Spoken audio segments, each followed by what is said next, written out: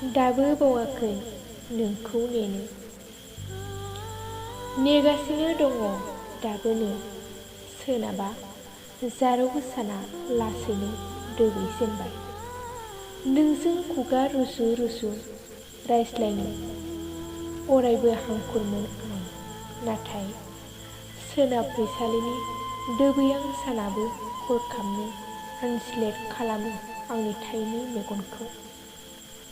लामा दथा दुब्लि बारि बारि नायगिदिङो नुगौबा नोंनि गोथां सावगारि।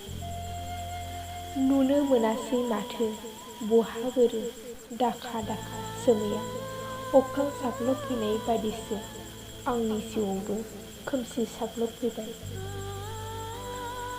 गोबां सिमांफोर दङमोन आंहाबो महरगिरिफोरनि सिगाङाव नों आरो आंनि मोनसेल' महर होनो, नाथाय नोंदि फैयासै आं नेगासिनो थानाय लामाजों। दा सोरनो फोरमायगोन आंनि गोरबोआव दोनखुमानाय रावफोरखौ नों गैयाब्ला आंजों सेराव।